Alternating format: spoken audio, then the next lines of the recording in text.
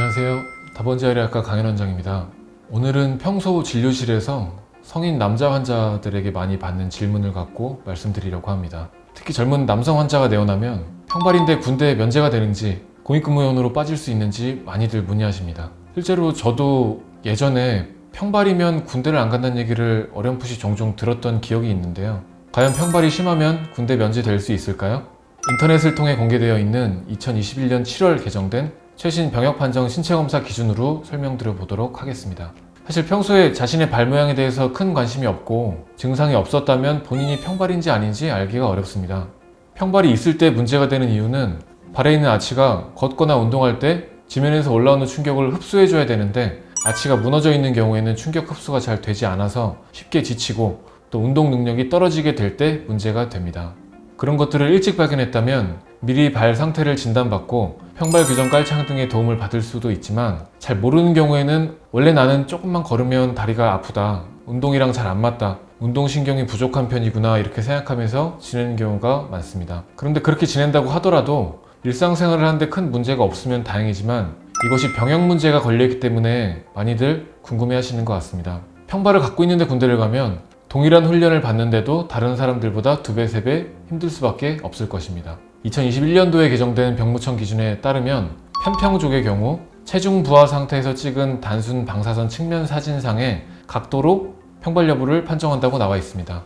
쉽게 말하면 일어서서 찍은 엑스레이 사진으로 발목의 옆모습을 관찰해서 얼마나 아치가 무너졌는지 각도를 평가한다고 보시면 됩니다. 그리고 또 한 가지 추가되어 있는 것은 병무청 또는 군 병원에서 촬영한 엑스레이 사진으로 판정한다고 명시가 되어 있습니다.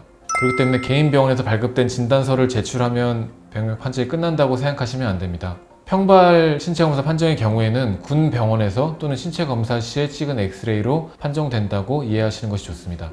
사진에서 보시는 것처럼 거골 경부의 중앙과 몸체의 중앙을 연결한 선과 그리고 제1중족골 경부의 중앙과 몸체의 중앙을 연결한 선, 이 두 선이 이루는 각도를 거골 제1중족골 각도라고 합니다.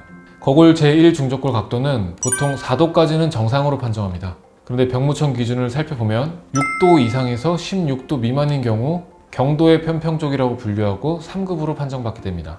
만약에 거골 제1중족골 각도가 16도 이상이라면 중등도 편평족으로 분류가 되고 4급으로 판정받게 됩니다. 만약에 거골 제1중족골 각도로 중등도에 해당되지 않다고 하더라도 종골 경사각 또는 종골 피치각이라고 하는 각도가 10도 미만인 경우라면 중등도 편평족으로 진단되고 이 역시 4급으로 판정받게 됩니다.